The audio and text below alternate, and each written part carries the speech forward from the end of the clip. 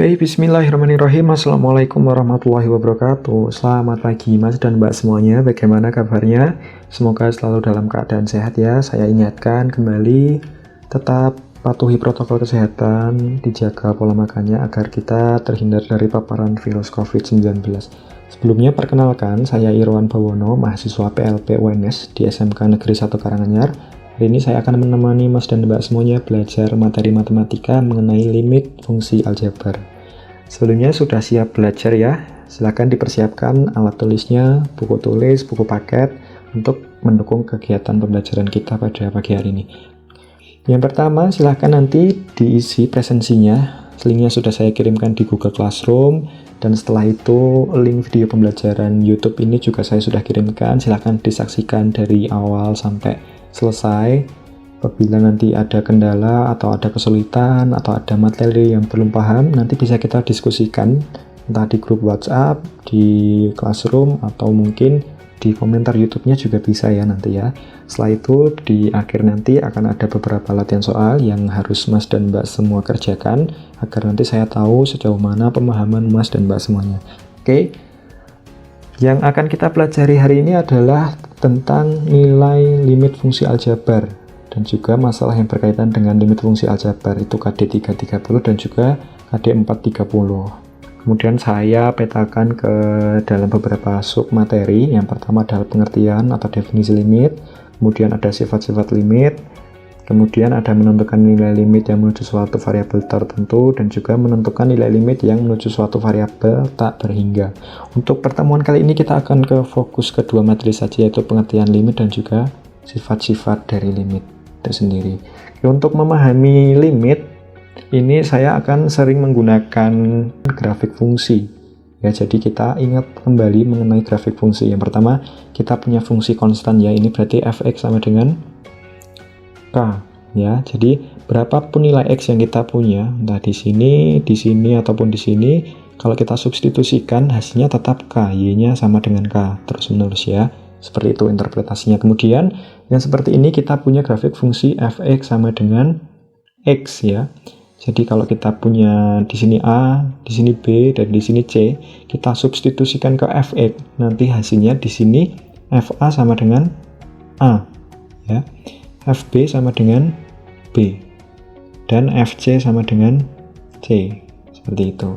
Kemudian yang ketiga, ini grafik fungsi yang bentuknya lengkung, mungkin ini nanti fungsi kuadrat atau fungsi pangkat 3. Sama kalau kita punya A, B, dan C, kita punya fx sama dengan Y ya, Y sama dengan fx. Jadi di sini adalah FA, di sini FB, dan di sini FC.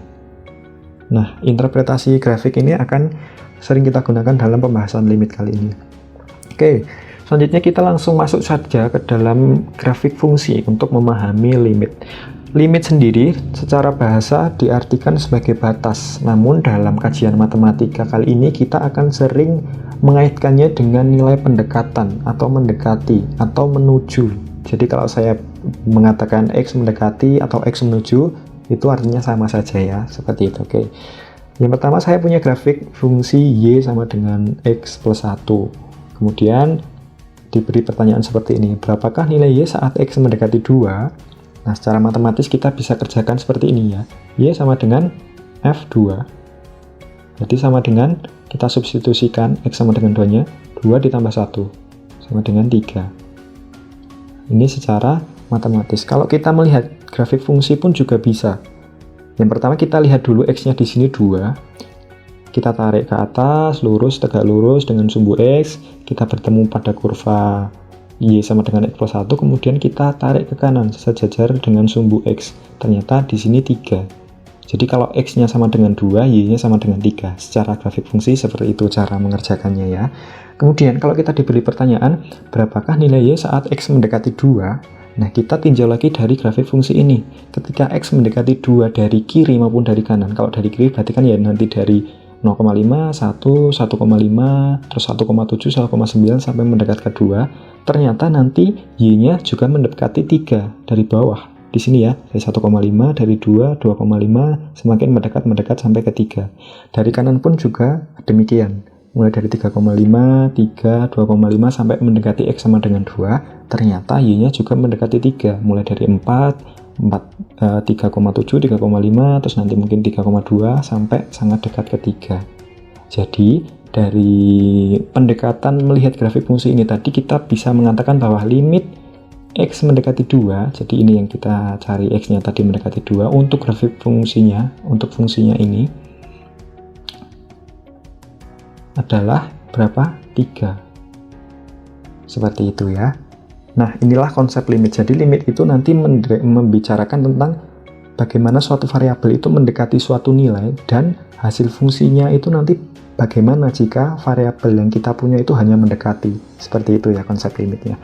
Lalu timbul pertanyaan seperti ini, Pak, untuk apa kita mempelajari atau kita mencari nilai yang mendekati variabel X sama dengan 2? Padahal kan kita sudah tahu nilai tepatnya saat X sama dengan 2. Kita sudah tahu Y berapa ketika X sama dengan 2. Kenapa harus mengetahui Y berapa saat X mendekati 2? Padahal kan lebih akuratnya sudah ada. Nah, untuk menjawab pertanyaan ini, pertanyaan yang cukup logis ini, kita berikan contoh soal seperti ini lagi. Nah, kita punya Y sama dengan X kuadrat minus 1 dibagi X minus 1. Berapakah nilai Y saat X sama dengan 1? Kalau secara matematis kita kerjakannya seperti ini ya. Y sama dengan F1. Ya, sama dengan kita substitusikan ke fungsinya 1 kuadrat dikurangi 1 dibagi 1 dikurangi 1 sama dengan 0 dibagi 0.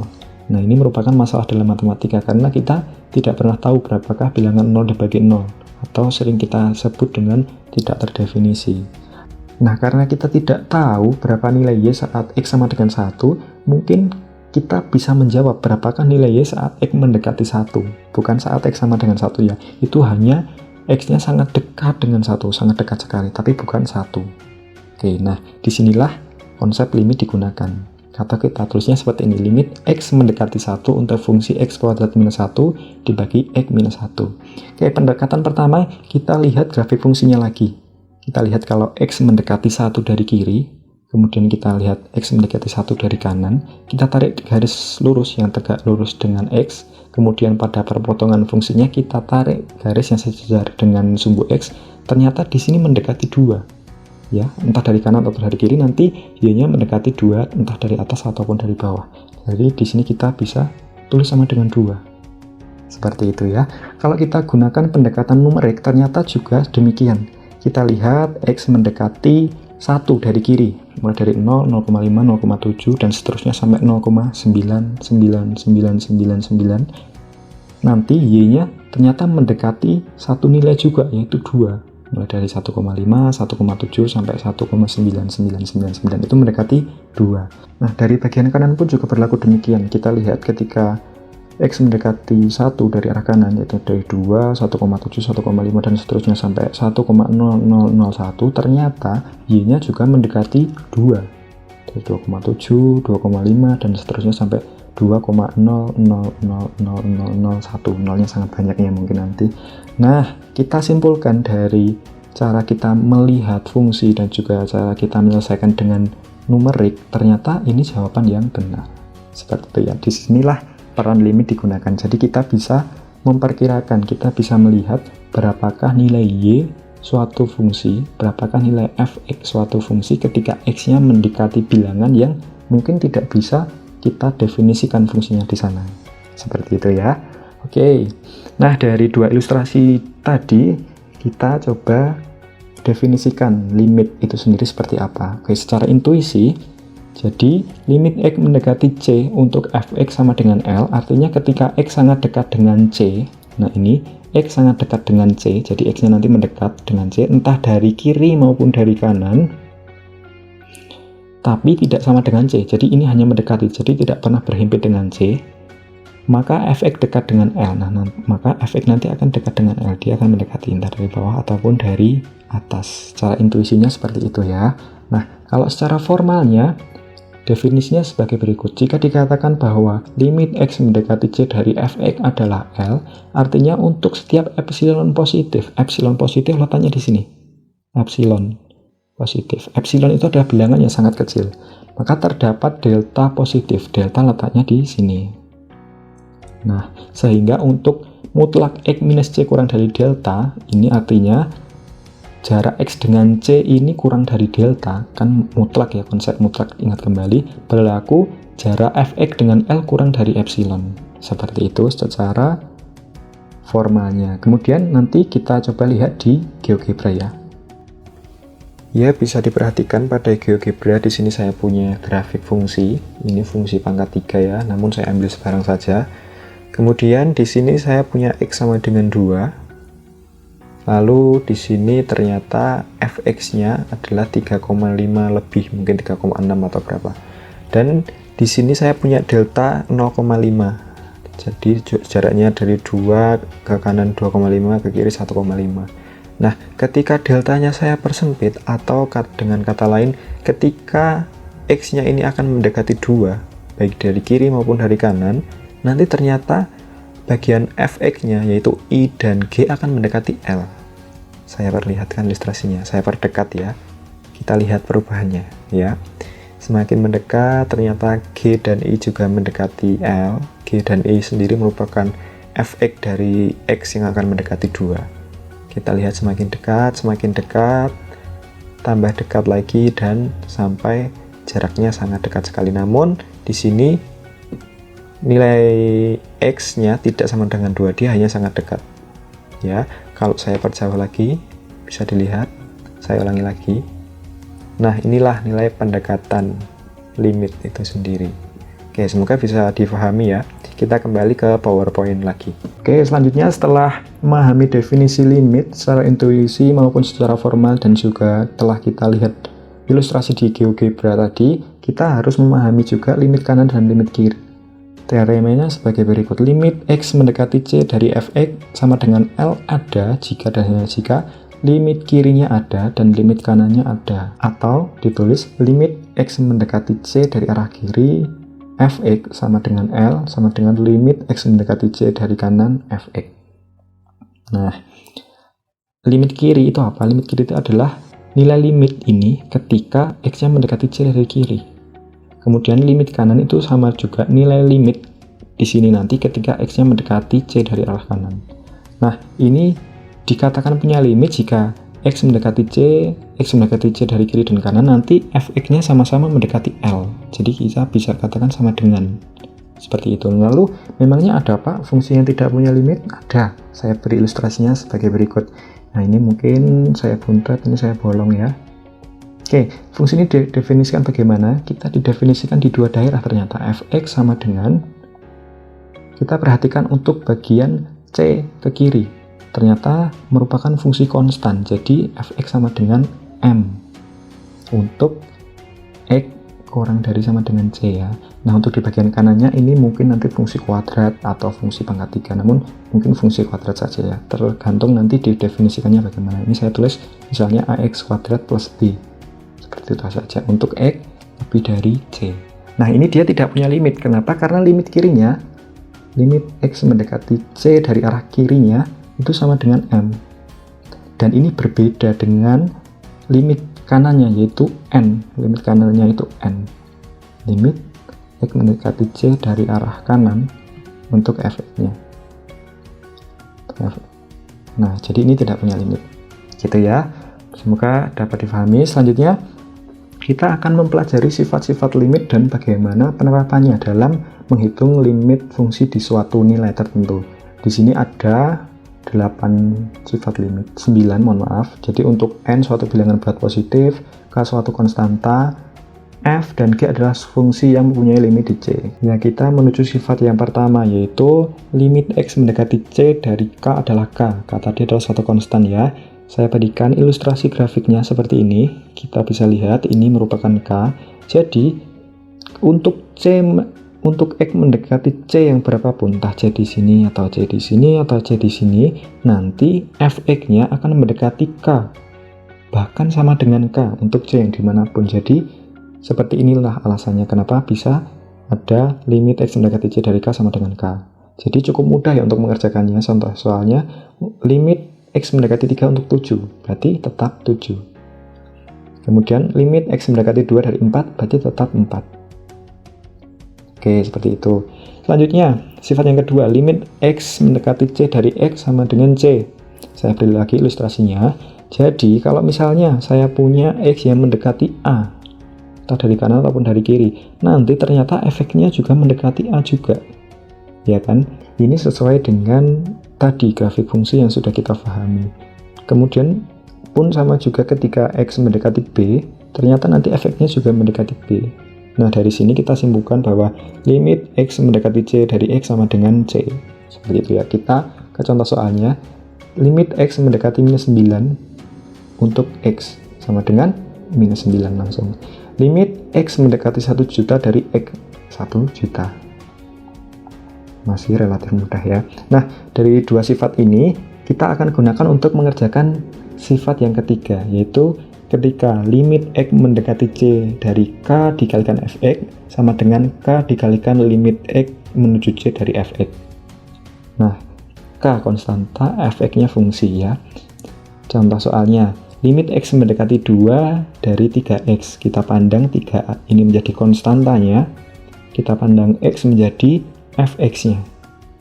Jadi ini sama dengan 3-nya menjadi di depan. 3 dikalikan limit tetap X mendekati 2 dari fungsinya, Fx-nya, X. Sama dengan 3 tetap, ini menggunakan sifat yang kedua tadi. Limit X menuju 2 dari X, berapa? 2. Jadi sama dengan 6. Pengerjaan secara runtutnya seperti ini. Kemudian, contoh soal berikutnya, nah karena kita tahu seperti ini, bentuk yang pertama ini kita bisa langsung substitusi untuk yang kedua ini ya. Jadi berapa? 5 kali minus 5, langsung bisa kita tulis seperti itu, sama dengan minus 25. Cukup mudah ya. Kemudian sifat yang keempat, nah untuk sifat yang keempat, limit X menuju C dari penjumlahan fungsi Fx dan Gx sama dengan limit X menuju C dari Fx ditambah limit X menuju C dari Gx. Nah, dari sifat ini kita perhatikan soal yang pertama. Ini kita anggap sebagai Fx. Ya, kemudian yang 5 kita anggap sebagai Gx. Kalau ditanya, loh Pak, Gx kok nggak ada X-nya Pak? Ya ada X-nya, tapi X pangkat 0. Gitu ya, bisa menjawab ya. Rasanya bagaimana? Kemudian kita kerjakan sesuai yang di atas ini. Berapa? Berarti limit X mendekati 2 dari X ditambah limit X mendekati 2 dari 5. Bagian depan kita kerjakan dengan sifat yang kedua tadi, bagian belakangnya kita kerjakan dengan sifat yang pertama tadi. Ya, berarti yang depan ini 2, yang belakang 5, sama dengan 7. Mudah ya. Nah, untuk soal yang kedua langsung, karena ternyata bisa langsung substitusi ya ini ya. 2 langsung masuk ke sini, 5 tetap. Ini pun juga kita bisa perlakukan seperti itu. Kita langsung substitusikan. Jadi hasilnya ini 3 kuadrat ditambah 2 dikali 3 sama dengan 9 ditambah 6 sama dengan 15. Masih mudah ya. Kemudian untuk sifat yang kelima, limit X mendekati C dari pengurangan fungsi Fx dikurangi Gx sama dengan limit X mendekati C Fx dikurangi limit X mendekati C Gx. Hampir sama dengan yang keempat, namun ini operasinya pengurangan. Soalnya tentukan nilai dari ini, limit X menuju 8 dari X dikurangi 2, sama ini menjadi Fx, dan 2-nya menjadi Gx. Jadi, kita tuliskan sesuai dengan sifatnya, limit X mendekati 8 dari X dikurangi limit X mendekati 8 dari 2. Sama juga kita manfaatkan sifat-sifat sebelumnya, ini 8, yang belakang 2. Berarti sama dengan 6. Oke, selanjutnya ternyata kalau kita perhatikan kita bisa langsung substitusi. Yang bawah kita langsung substitusi saja ya. 2 dikalikan 1 kuadrat dikurangi 4 dikali 1. Berapa? 2 dikurangi 4. Minus 2. Oke. Selanjutnya sifat yang ke-6. Limit X menuju C dari perkalian Fx dan Gx sama dengan limit X menuju C dari Fx dikali limit X menuju C dari Gx. Jadi limitnya misah gitu ya. Oke, untuk yang pertama kita anggap yang depan ini menjadi Fx dan yang belakang menjadi Gx. Langsung kita gunakan sifat ini, jadi ini menjadi limit X mendekati 2 dari 2X minus 1 dikali limit X mendekati 2 dari 3X. Oke, ini kita gunakan sifat yang kelima, sifat pengurangan, dan ternyata bisa langsung disubstitusikan ya. Langsung kita substitusikan. 2 kali 2 dikurangi 1 dikalikan 3X, ini menggunakan sifat tadi juga. Kita langsung substitusikan 3 kali 2. Yang depan berarti 2 kali 2, 4 dikurangi 1, 3. Yang belakang 3 kali 2, 6. Berarti 3 kali 6 sama dengan 18. Oke, ternyata ini juga bisa langsung kita substitusikan ya. Untuk soal nomor 2, jadi kita langsung substitusikan saja ya. Sudah paham dasarnya mengapa bisa langsung substitusi? Kita lihat, jadi di sini sama dengan 2 dikalikan 1 kuadrat dikurangi 1 dikalikan 1 ditambah 3. Ya, sama dengan 2 dikurangi 1. 1 tambah 3, 4. Sama dengan 4. Oke, bisa difahami ya. Kemudian sifat yang ketujuh, limit X mendekati C dari fx dibagi gx sama dengan limit X mendekati C fx dibagi limit X mendekati C gx, dengan syarat limit X mendekati C dari gx nya tidak sama dengan 0, karena kalau sama dengan 0 ini menjadi bentuk pembagian dengan 0 dan tidak bisa didefinisikan. Jadi kita sebelum melakukan pengerjaan dengan sifat ini, kita perhatikan kembali syaratnya ya. Oke, contoh soalnya saja langsung. Limit X mendekati 4 dari 5X dikurangi 4 dibagi X kuadrat. Kita periksa kalau 4 kita substitusikan ke X kuadrat, ternyata tidak 0. Jadi kita bisa gunakan sifat ketujuh ini. Oke, kita tuliskan ya. Limit X mendekati 4 dari fungsi pembilangnya 5X minus 4 dibagi limit X mendekati 4 dari X kuadrat. Kita gunakan sifat pengurangan, kita langsung substitusikan. Bisa juga sifat pengurangan juga langsung bisa substitusikan ya. Jadi kita langsung tulis saja 5 dikalikan 4 dikurangi 4 dibagi 4 dikuadratkan. Jadi hasilnya berapa? 20 kurangi 4, 16 dikurangi dibagi 16 sama dengan 1.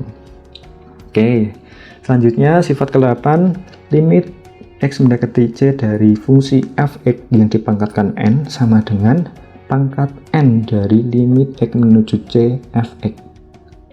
Nah, soalnya seperti ini. Limit X mendekati 3 untuk fungsi X kuadrat minus 1 dibagi X kuadrat minus 5, semuanya dipangkatkan 3. Nah, ini kalau kita kerjakan secara langsung, mungkin akan memakan banyak waktu, karena kita harus memangkatkan 3 dari pembilang dan penyebutnya. Namun, karena kita punya sifat yang ke-8 ini, kita bisa lebih mudah mengerjakannya. Ya, kita kerjakan sesuai sifatnya saja. Yang pertama, kita tuliskan limit X mendekati 3 dari X kuadrat minus 1 dibagi X kuadrat minus 5. Nah, semuanya ini baru kita pangkatkan 3.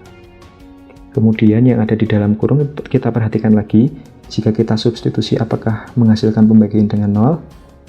3 dikuadratkan 9 kurangi 5, 4, tidak ya. Jadi kita langsung substitusi, kita menggunakan sifat yang ke-7, bisa ya. Jadi 3 kuadrat dikurangi 1 dibagi 3 kuadrat dikurangi 5. Semuanya kita pangkatkan 3. Berapa? 9 dikurangi 1, 8. 9 dikurangi 5, 4. Pangkatkan 3. Jadi berapa? 2 pangkat 3 sama dengan 8. Nah, jauh lebih efisien daripada kita harus memangkatkan 3 dari pembilang dan penyebutnya. Seperti itu ya. Oke, untuk sifat yang terakhir agak panjang. Limit X mendekati C untuk akar ke n dari fx sama dengan akar pangkat n dari limit X mendekati C fx. Dengan limit X mendekati C fx sama lebih dari sama dengan 0 jika n genap, atau limit X mendekati C fx kurang dari 0 jika n ganjil. Nah, ini hanya menjamin bahwa nanti memang bisa berlaku operasi di dalam akarnya ya, dari keterangan yang di belakang ini. Coba kita lihat contohnya. Limit X mendekati 2 dari akar pangkat 4 2x kuadrat ditambah 5x dikurangi 2. Nah, kalau kita operasikan dulu akar pangkat 4-nya menghabiskan banyak waktu, makanya kita gunakan sifat ke-9 ini. Oke, kita tuliskan ya. Akar pangkat 4 dari sesuai sifatnya. Limit X mendekati 2 untuk fungsi 2X kuadrat ditambah 5X dikurangi 2 ya, sama dengan akar pangkat 4 dari, kita lihat ternyata bisa lakukan substitusi secara langsung ya. 2 dikalikan 2 kuadrat ditambah 5 dikalikan 2 dikurangi 2 sama dengan akar pangkat 4 dari berapa ini? 2 dikalikan 4 8 ditambah 5 kali 2 10 dikurangi 2, jadi 18 dikurangi 2 16 ya. Akar pangkat 4 dari 16, berapa akar pangkat 4 dari 16? 2, karena 2 pangkat 4 16 ya. Jadi ini menjadi sangat mudah. Oke, cukup itu materi dari saya hari ini. Silahkan dipelajari lagi, diperhatikan videonya. Kalau ada yang belum paham diulang-ulang. Terus nanti kalau ada yang bingung bisa kita diskusikan di grup WhatsApp atau di kolom komentar YouTube atau di Google Classroom-nya ya. Silahkan nanti Mas dan Mbak semuanya tuliskan kesimpulan dari apa yang kita pelajari hari ini. Ya, dituliskan di kertas, tulis tangan. Kemudian nanti saya mohon untuk Mas dan Mbak semuanya memberikan refleksi terhadap pembelajaran hari ini.